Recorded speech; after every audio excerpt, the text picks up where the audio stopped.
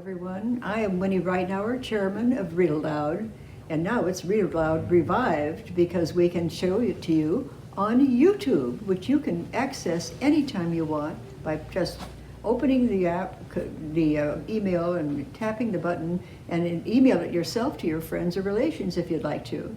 I'm so happy to present to you on this recording three wonderful readers, Joan Scott, Lois Harrison, and Jolly Urner. Each will introduce herself and tell you a little bit about the book they're going to read. They've chosen carefully something that they like, that they want to share with you. I encourage you to go to our bulletin board and look for the sign-up sheet. We have 3 people already signed up for November, and there's room for more, and when that paper's full, I will magically put a fresh paper up there for more places to sign. Please join us behind the camera and in front of it. Thank you very much. Enjoy.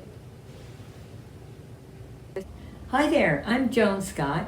I've been at Villa Gardens since August of 2019, when I fortunately and happily returned from Oregon after 8.5 years. My home for 50 years was in Pasadena and in La Cañada, Flintridge.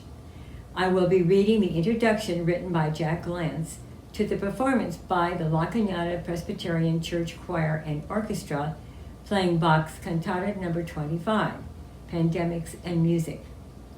First, let me tell you about Jack, an incredible man. He created microelectronics, robots, and lasers. He has an intricate toy train collection and display, which he and his lovely wife Paulette share with the neighborhood children during Christmas time. He is a pianist virtuoso. He has a jazz band. Some of you, as members of the Waltz group in Pasadena or Stardusters in La Cañada, Flintridge, may have danced the night away to Jack Lance's dance band. Jack was to bring his jazz trio to Villa Gardens, but the pandemic shut us down. For the last 10 years or so, Jack has been the director of music at the La Cañada Presbyterian Church. Contributing his time, talents, and love, he regularly produced meaningful performances for regular church services and fabulous celebrations of Christmas, 4th of July, and Labor Day, all featuring a full orchestra choir with terrific professional soloists. Fortunately, those were videotaped, and we have been enjoying those memorable performances incorporated into our Sunday morning live stream services. For their first live performance since the lockdown, Jack chose Bach's Cantata No. 25 to be played on September 25. Following strict adherence to public health guidelines, including social distancing and benefited by technology, the orchestra, choir, and outstanding soloists appeared on our computer screens. Jack stood in front of the orchestra and read the following. The specter of disease, pandemic, and death have been with us since life emerged on this rock. Once we got around to discovering music, Homo sapiens began reacting to these periods of widespread sickness with stories, art, and song. The first recorded pandemic hit the people of Athens between 429 and 426 BC. No one knew why, other than the gods must have been displeased with mankind. We still don't know what caused the death of up to 100,000 Athenians. Typhus, typhoid fever, some sort of viral hemorrhaging disease, but it left an unusual mark on the city. Those were the peak years of Greek tragedy, a form of theater which had tremendous influence on both ancient Rome in a few centuries and the Renaissance, more than 1,000 years in the future. From disease came great art. Speaking of the Renaissance, scholars point to the city of Florence as its birthplace around 1350. The Black Death killed much of the population in 1348, and maybe as much as 60% of all of Europe between 1331 and 1353. Yet Florence rallied, becoming a flashpoint of intellectual and artistic evolution that was felt for centuries. Meanwhile, the hot musical genre was pestilential music, a series of compositions inspired by rampant illness. Some believed that music could be medicine, while others were sure that it was a moral poison that made it easier for disease to take hold. God apparently didn't like popular songs, so anyone singing to such ditties could expect to be struck down. Not everyone felt this way. In the 1500s, the Italian physician named Niccolo Massa prescribed music therapy to prevent getting sick. And I quote, "It is especially advantageous to listen to songs and lovely instrumental music and to play now and then and to sing with a quiet voice," unquote. In other words, stay positive by chilling out with the music. The Great Plague of Marseille was the major outbreak of bubonic plague in Western Europe. Arriving in Marseille, France in 1720, the disease killed a total of 100,000 people, 50,000 in the city during the next 2 years, and another 50,000 to the north surrounding provinces and towns. This great outburst of plague was the last recurrence of a pandemic of bubonic plague, following the devastating episodes which began in the early 14th century. During a 2-year period, 50,000 of Marseille's total population of 90,000 died. An additional 50,000 people in other areas succumbed as the plague spread north, eventually reaching Aix-en-Provence, Arles, Apt, and Toulon. Estimates indicate an overall death rate of between 25 and 50% for the population in the larger area. It was this pandemic that inspired Bach to compose his Cantata number 25, aptly named "There is Nothing Healthy in My Body." The last time I checked prior to this presentation, there were nearly 500 coronavirus-related songs on Spotify. Call it pandemic pop, all of which have been written in the last couple of months. One might become the anthem of our times, or maybe we'll have to wait for this enforced isolation to give us a new storyteller. Now at this time, Jack turned and raised his baton, and I would just love for you to be able to hear that music right now. So please email me with your email, look at the roster, and I'll send you the link for YouTube. It's wonderful. Thank you, and I'll see you later. All right, my name is Jolly Urner, and I have been reading through, because it's a very big book, but a book that has a lot of very interesting things in it, and I thought you all might be interested in reading or finding out about it and doing what you like. It's called Kitchen Table Wisdom. Before I do that, I will tell you that I grew up in the East Coast in a very small town called Hagerstown, Maryland, and I went to Sweetbriar College, which was in Virginia, and as soon as I graduated, I wanted to do work with children. So I had a friend, Kay Smith. She still lives out here in California, and she had a job in Wilmington, Delaware, teaching little kids. So I said, I think I'll go see if I can get one of those jobs too. I had no experience at all as a teacher. I mean, Sweetbriar is a wonderful college, but not. Anyway, so I went over and I was hired to be a third grade teacher, and had 36 kids in my first class, and they were all fairly poor. It was one of the lower income children, that's probably what I should say. And I loved it. I just loved teaching. I had no experience, but I loved being with the kids. I had 36, and this was a third grade, and in a poor part of Wilmington, Delaware. So anyway, I did that for 1 year, and it was good. I think I did a good job, and I think I was liked. And one of the things that stands out to me from that job was this little thing. And there was a boy named Jimmy Sanders. I can still remember his name. I mean, this was 100 years ago. And at Christmas time, they all gave you presents. And so this was Jimmy's present to me. And he came up and he said, "My mother thought you might be able to use this." And it was just like that. And I said, "Oh, yes." And all the children laughed. They all laughed. and I've had it ever since. I keep it over there by my other glasses, and I've done that the whole time. So anyway, that was Jimmy. I wonder what ever happened to him. And then I was there for a very short time because I discovered Philadelphia, and I started teaching at Shipley School, which is a very good girls' school. And after a couple of years there, I went up to New York to meet the head of the lower school in San Francisco. They were looking for somebody, so I went up and they hired me. I don't know. I mean, I was just being hired. and Hagerstown was about 20 minutes away from Philadelphia, but that didn't bother me. I went off to San Francisco, and I had a series of teaching jobs there.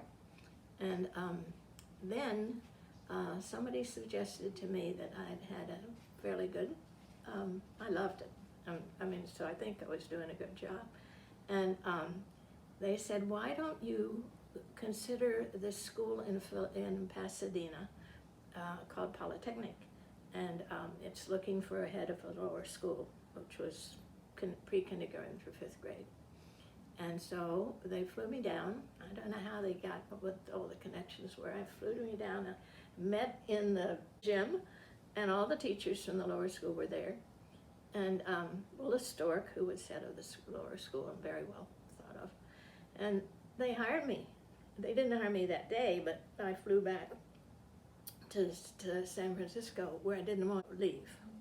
I didn't never want to leave San Francisco. But they hired me. And so I got in my car and drove down to Pasadena in 1969. So I got in my car and drove down. I was very unhappy because I love San Francisco. I'd been there 10 years. I had good friends and lots to do. And I'm driving along and I listen to the radio, and there's this man walking on the moon. And I thought, well, that sounds interesting. Stop crying, pull over and listen. So I did. So I heard that wonderful sequence of a man walking on the moon. And then drove on down here, and where I was at Poly, I was hired pretty quickly, and they needed somebody who was head of the lower school. So, and that was my background. So I went there and was there for 30 years, 69 to 99. And I forgot to tell, I don't know if you want to know this or not, but when I left Poly in 99, I was leaving. I can't remember why I was leaving. I just guess I taught enough. And they opened up the whole Athenaeum. They had the whole right side where all the people ate, and they had the outside where you had your drinks, and they had lots of people who were there to talk about me, like George Regas, who was head of All Saints at that time, and Mike Babcock, who was head of Polytechnic, and maybe some other names you may have heard, maybe not. But that was really exciting. And then I did a little bit of, well, let's stop there. That's enough of me. So I came, I taught here for 20, 30 years, I guess. And then I was sort of tired of it. And I decided to just take on some other things, like I love art. And if you went into the kitchen, you'd see some of my paintings. And this is my grandmother's going to New York and doing a little painting when she was young. So I did that, and that's kind of it. That's exciting or interesting. And so this is the book that I decided you see many books, and many this one I had never really spent much time with. It's called Kitchen Table Wisdom, New York Times bestseller by Rachel Naomi Remen, MD, who is a doctor. And all of their very short little stories. And they're all about wellness, getting well, or getting various things that people would like to read. And they're only 3 pages long, all the stories. So this is a book that I chose to, and I'm going to read to you. It's called Kitchen Table Wisdom, New York Times bestseller. And she's a very pretty little woman right there. She was a very well-known doctor. Anyway, so I'm going to read 2 stories, 2 short stories.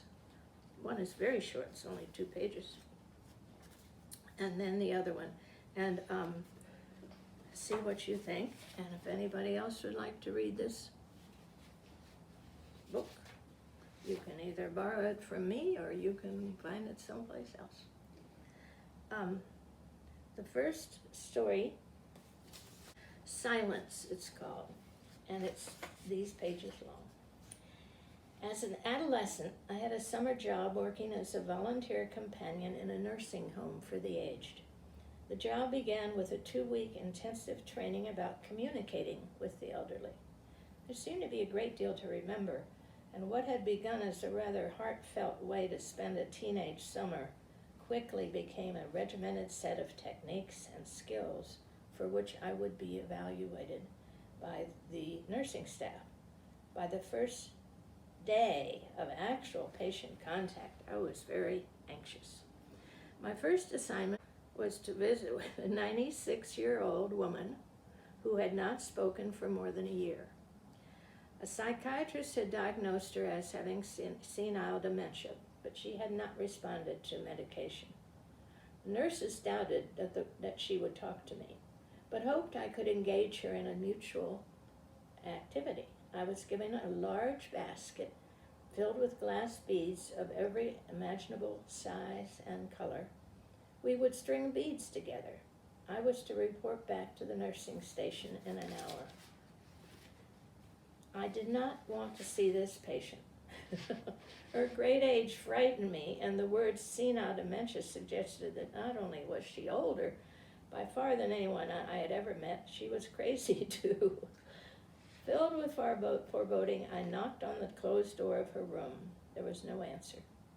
Opening the door, I found myself in a small room lit by a single window which faced the morning sun.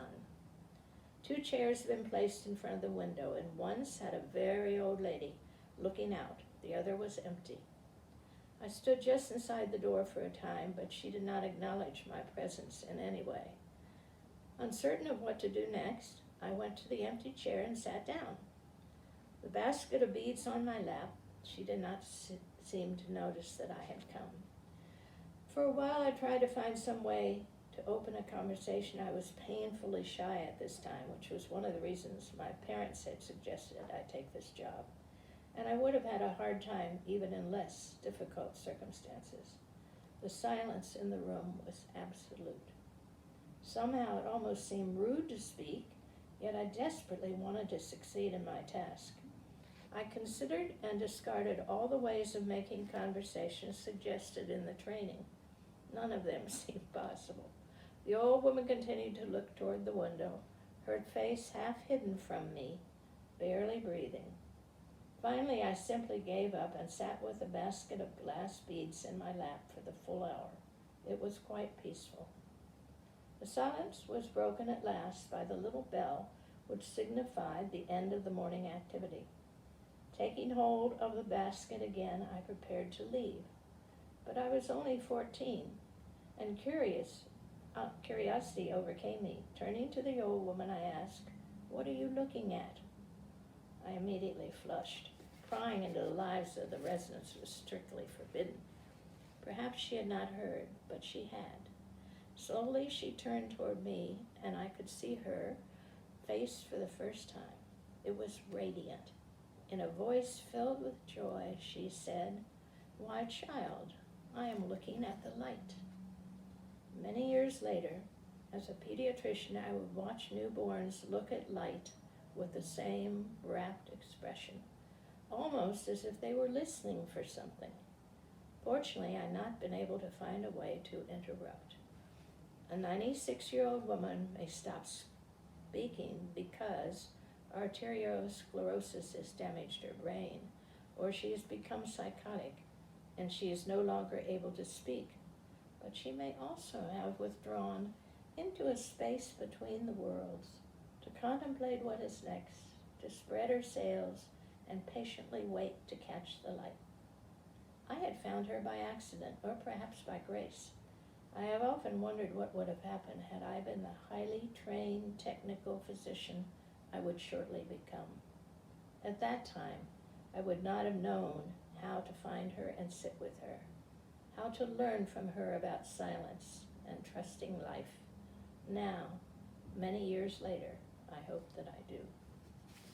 Oh, this is sort of fun. It's a little bit longer, but not much. A little bit longer, but not much.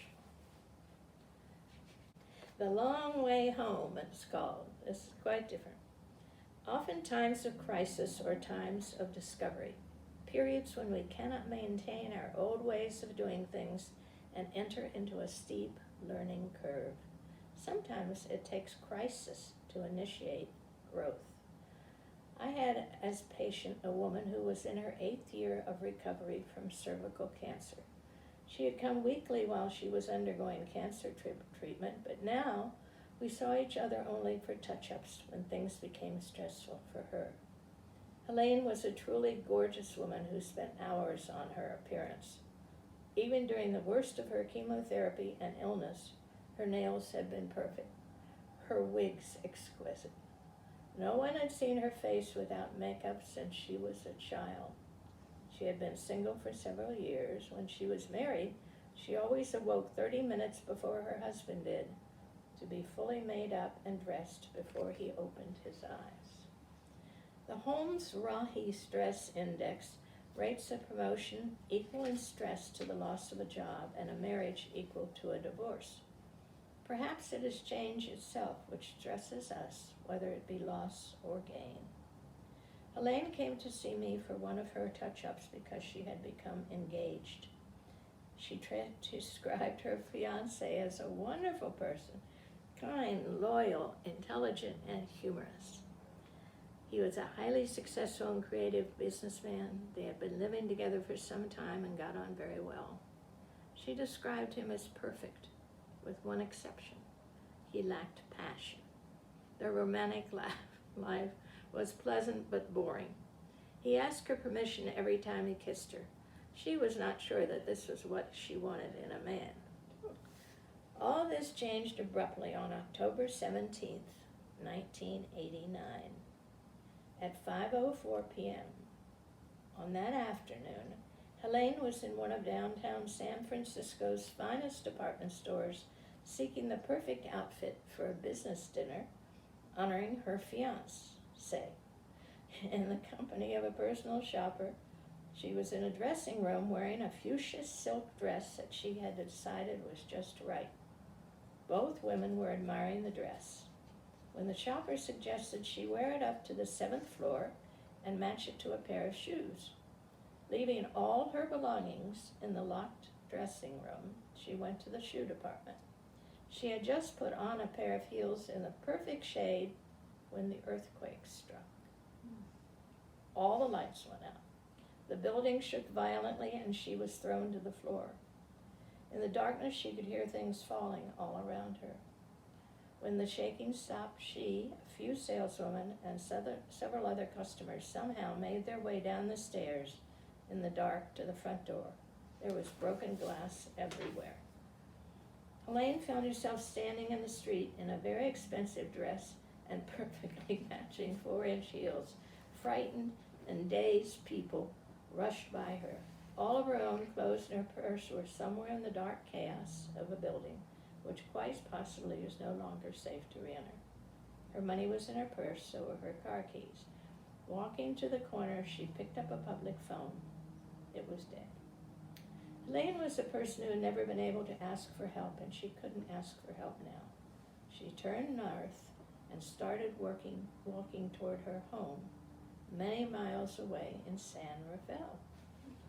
It took her almost 8 hours to reach there. After a short time, her feet began to hurt, so she took off the heels and threw them away.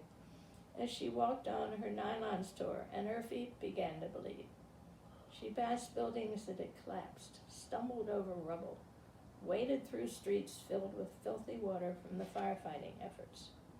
Dirty, sweaty, and disheveled, she walked down the marina to the Golden Gate Bridge and crossed it into the next county. She reached home sometime after midnight and knocked on her own front door. It was opened by her fiancé, who had never before seen her with her hair uncombed.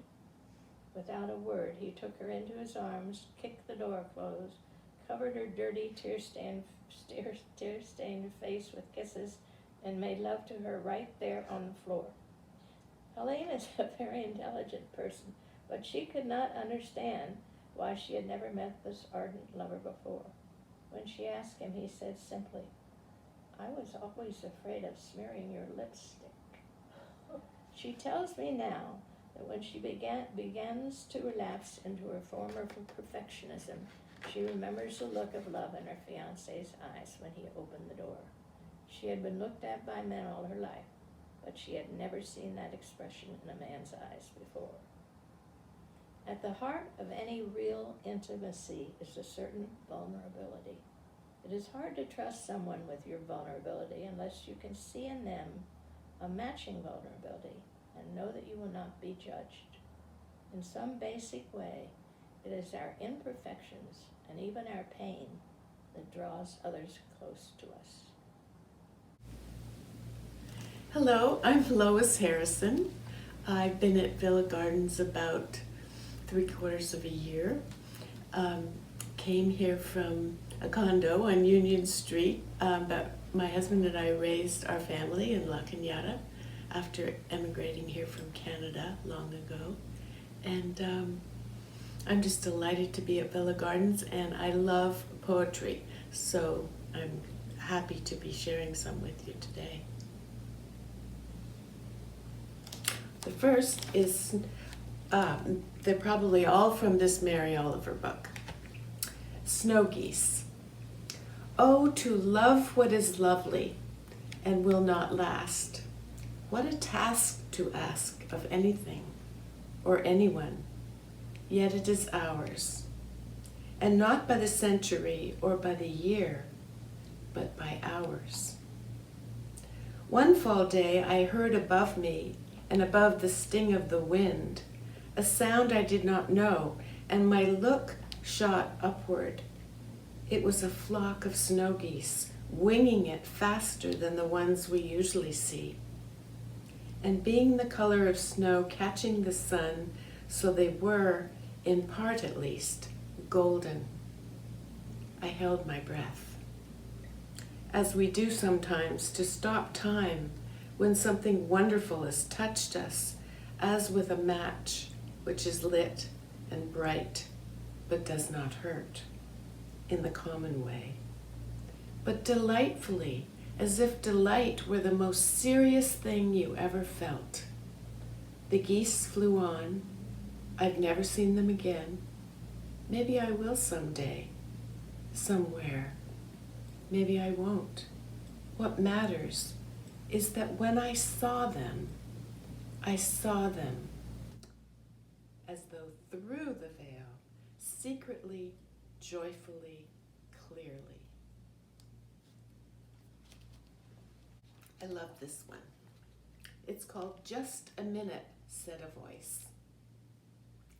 Just a minute, said a voice in the weeds, so I stood still in the day's exquisite early morning light, so I didn't crush with my great feet any small or unusual thing just happening to pass by where I was passing by. On my way to the blueberry fields, and maybe it was the toad, and maybe it was the June beetle, and maybe it was the pink and tender worm who does his work without limbs or eyes and does it well. Or maybe it was the walking stick, still frail and walking humbly by looking for a tree. Or maybe, like Blake's wondrous meeting, it was the elves. carrying one of their own on a rose petal coffin away, away into the deep grasses. After a while, the quaintest voice said, "Thank you." And then there was silence. For the rest, I would keep you wondering.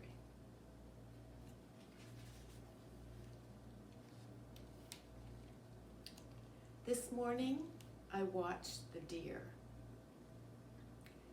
This morning, I watched the deer with beautiful lips touching the tips of the cranberries, setting their hooves down in the dampness carelessly. Isn't it, after all, the carpet of their house, their home, whose roof is the sky? Why then was I suddenly miserable? Well, this is nothing much. This is the heaviness of the body watching the swallows gliding just under that roof. This is the wish that the deer would not lift their heads and leap away, leaving me there alone. This is the wish to touch their faces, their brown wrists, to sing some sparkling poem into the folds of their ears. Then walk with them over the hills and over the hills and into the impossible trees.